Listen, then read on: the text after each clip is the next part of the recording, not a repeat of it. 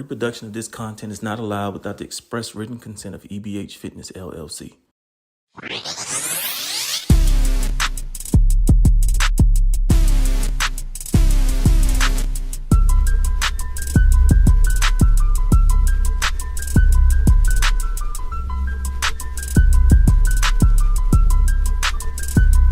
We're back.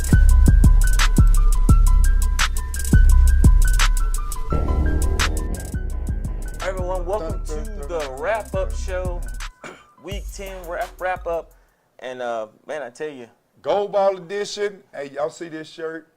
There's some Mickey Mouse stuff going on here last week. I tell you, a lot of things got cleared up last night for sure for this week. So let's start Thursday. I mean, you had Pebble Hills who beat East Lake to solidify themselves in the playoffs. Yeah, and we both called that one. We knew that was coming. And Pebble Hills, it's good. They're hitting a nice little stride. So they're hitting a nice little stride, getting ready for the playoff run. Now they get a week off. They heal up and watch everybody else. I mean, really, they get it like a mini. I mean, it is a bye. I mean, because they're going to be off for almost 2 weeks. Yeah. So, I mean, it's a bye and then some. And so, you get about 12, 9, 10 days. Yeah.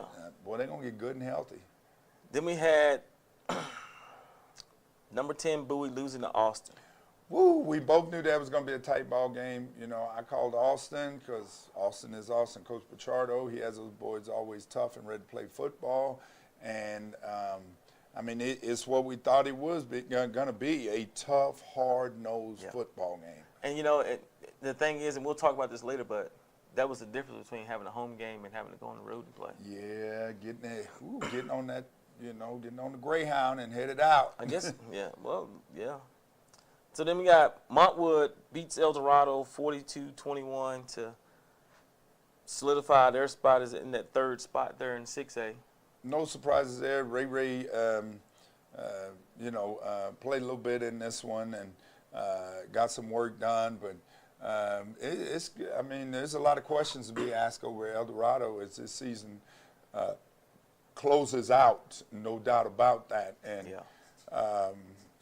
you lost a few pretty decent seniors, some of your underclassmen. I mean, word on the street, there's a lot of folks wondering if they're going to stay around. And so there's a lot of tough conversations going to have to be had. I have a feeling there's going to be some moving going on this year.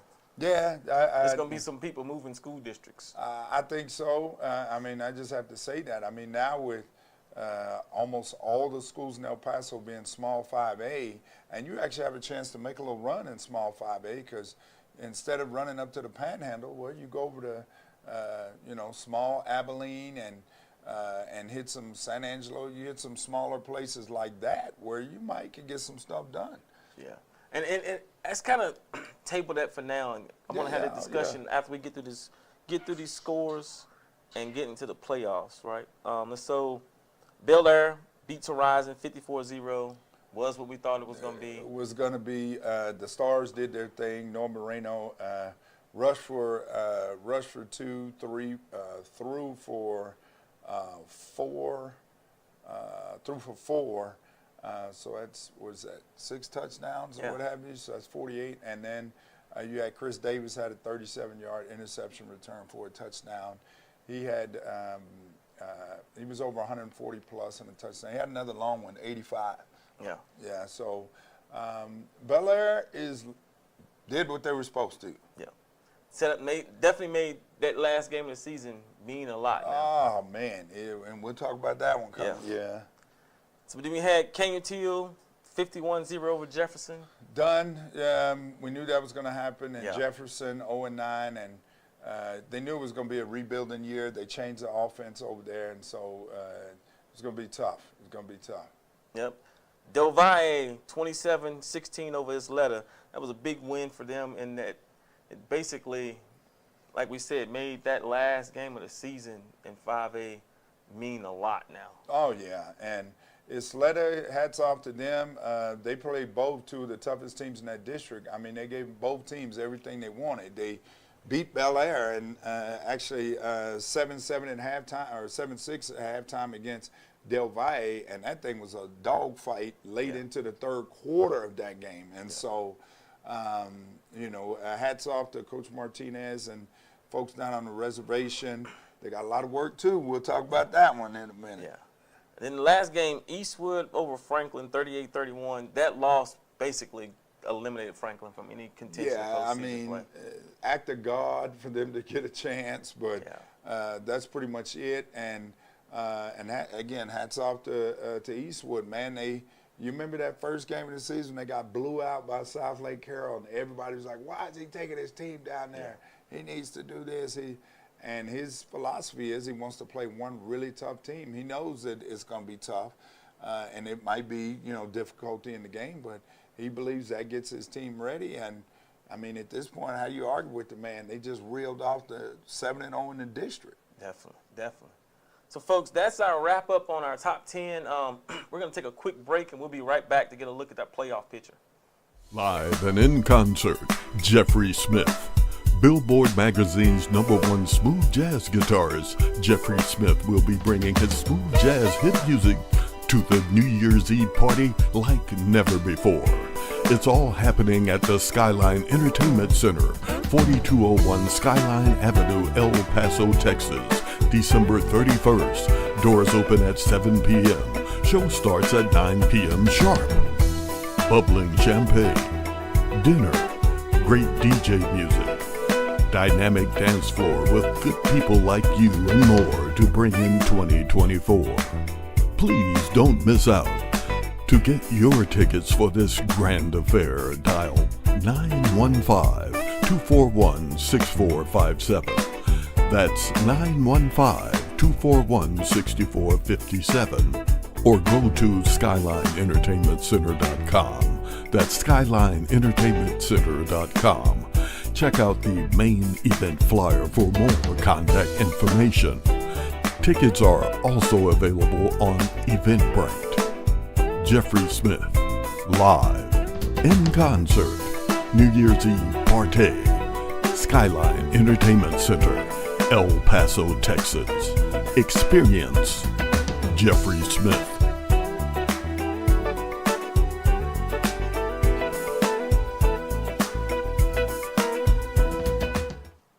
All right, everybody, welcome back to the wrap-up show. Mickey Mouse edition. Let's get into this playoff picture. Let's start at 1-4A. So 1-4A, you got Riverside sitting at the top. Austin with that win over Bowie puts them in second. Bowie falls to third, and then you got San Elizario sitting there at fourth. Yeah, I know, right? And they're going to be in that fourth seed. I can't complain because one of the years, Bel Air, we only had 4 teams in the district. So I think that's the year we went. I think that was the COVID year, and so it didn't matter. You were in, Yeah. I mean, so you can't be mad at the schedule in the district. That's not your fault. True that. So then you go to 2-4A, Monaghan sitting at the top, Fort Stockton, Pecos, and then you got Clint at fourth. However, Mountain View if Mountain View wins, I think they're in. Yeah, Mountain View wins, and it's going to be tough sledding for Clint because they got to take on #1 team in Monaghan, and they have absolutely just shelled everybody they've played. So if Mountain View wins, they get that fourth spot because they win the head-to-head against Clint. That's right. Yeah.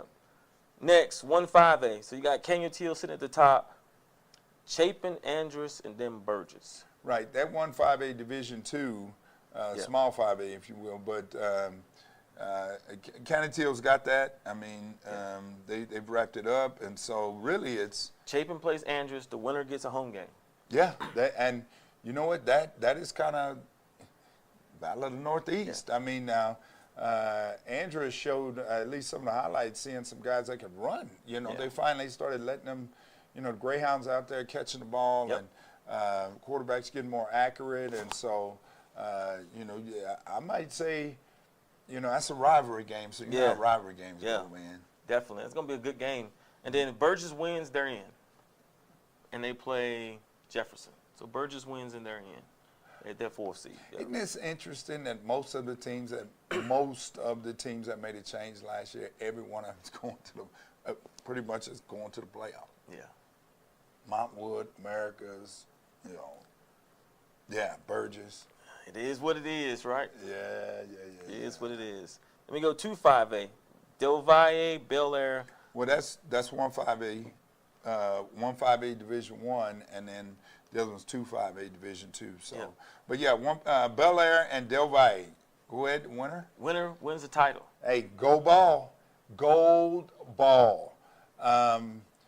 Rivalry game. The two teams love to, parents talking trash online.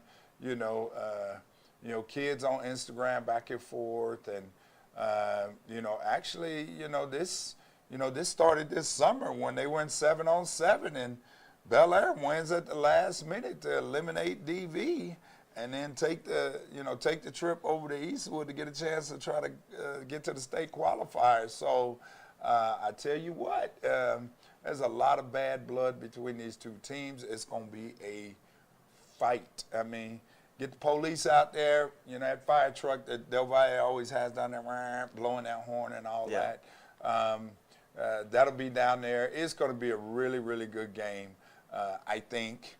And win or lose, Del Valle gets a home game.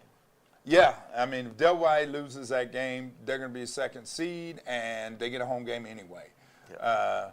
Bel Air wins that game, they get a home game. If they lose the game, well, then we got a whole lot to talk about, and we can talk about that with the rest of these. Parkland is third, and then it's Letta wins, they're in. Yeah, Get that fourth seed. It's Letta wins, they're in. Problem with that's going to be that makes a three-way tie for second place for the district. Everybody with 2 losses, and then you hate it, man. Those coin toss. Look, all that weight room, all that heat, all that running, and it comes down to a little coin flip. I mean, that is tough. That is tough. That is tough. Now there's another scenario. Hanks beats Isleta. Yeah. Hanks is in. Hanks is in. And that game is at Hanks, the Kingdom. I mean, you may see some record attendance in a lot of places this week. Yeah. Del Valle, I believe the Bel Air side will be packed in a sea of red. The Del Valle side will be packed in a sea of navy blue and silver. And over at the Kingdom, you're going to see a lot of black, silver, and red over there. And, the maroon on the Isleta side. There may be some attendance records this weekend over in 1-5A, boy. I mean, all the games matter. That's crazy. Somebody's sitting back counting some chips right now. That's all I'm going to say. Yeah, there's a lot of folks back there just like, we fix to make a lot of money this weekend, Yes, sir. ticket sales. Now, we can't forget Parkland. They play Horizon, Yeah. and hats off to, Coach Juwan Smith. He's got a young football team. Last year, they didn't win a ball game. This year, they won a ball game. So, you never know. You got to line up and play.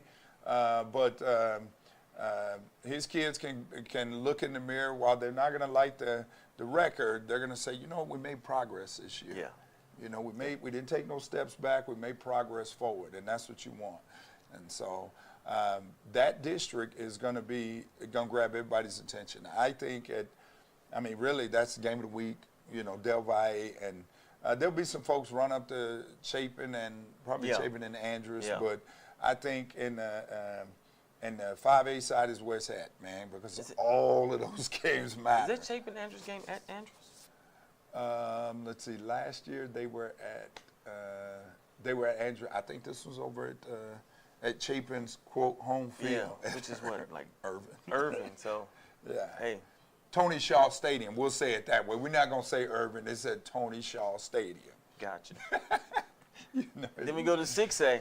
6A, last one we got Eastwood sitting at first seed. Done. Pebble Hills sitting at Done. second seed. They're done. Montwood at third, Done. and America's at fourth. Yeah. The only way. That's it. Yeah. Yeah. I mean. I don't see a scenario happening to where they create that four-way tie for fourth. No. I just don't Act see of it. God in Socorro beating America's. I can't see that happening. Yeah, What's been interesting. I think I know a little bit more news over in America's.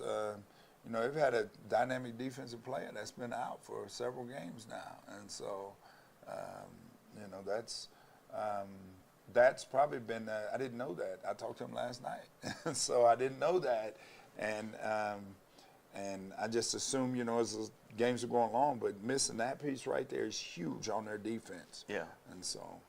Yeah. Well, I mean, that's the playoff picture. There was one other thing I wanted to talk about.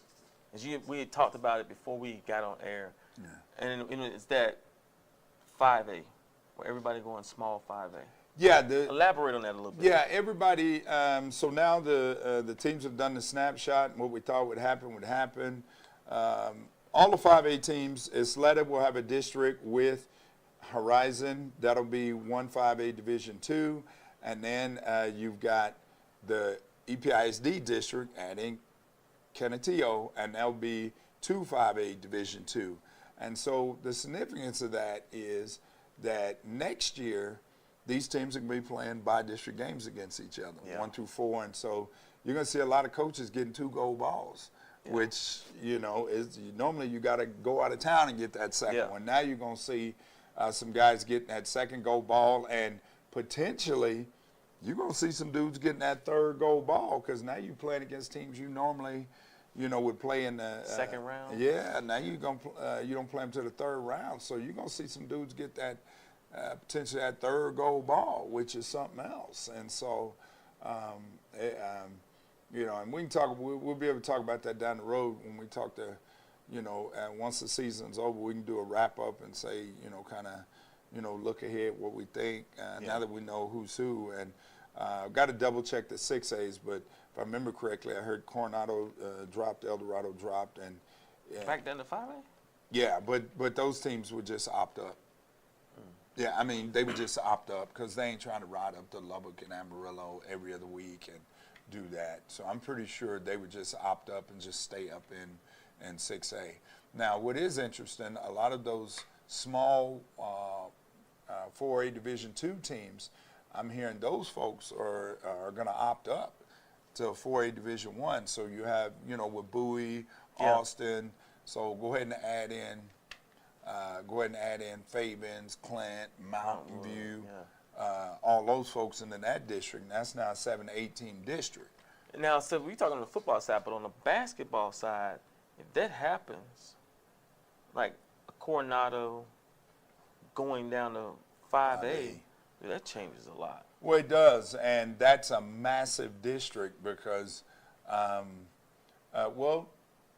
they can't just opt up for football. But again, basketball, do you really want to be in 5A Division I traveling? It's that same travel scenario. Yeah, but locally, they're not gonna have to travel for local games. No, they would play a lot of their schedule would change. They play a lot of smaller local teams, but I just wonder. I mean, for every other sport. Because teams do that, say, "Hey, I'm opting up for football only," and then it would make sense for them to because they'd have I won't say a better chance, but their odds of winning. Yeah. Then with basketball, there is no separation of Division I and II. So no. I mean, and then they still would play by district locally. So I mean, by districts locally, they'd have to figure that one out. Where those 2 or 3 teams would play. And track and field. There'll be some big old districts for track and district meet. I mean, they would still separate them into two different. They'd have to figure out where they're going to put those two. But they already have that. The only word is not in place is football. When they go to big A, big school and small school. Big school and small school. Everything else, So I mean, that's interesting. Yeah, so they would be those schools would be up for football, but then down for everything else. And so. Wow, 5A is going to be interesting next year. Oh, yeah, definitely. Well, hey, folks, this has been the wrap-up show, Gold Ball Edition. Bunch of Mickey Mouse was going on this week. Hey, I'm excited about next week. We're all going to be down in probably down in DV for that one for sure. I mean, because that's the team you win. I mean, it'll be packed, and so. I'm hearing about tailgates already and all kinds of stuff, man. You can't believe it, man. I can only imagine. Yeah. But, so, hey, We'll see you guys on Wednesday for the walkthrough. It's been another week of football here in the borderland. You guys be blessed. Have a good one.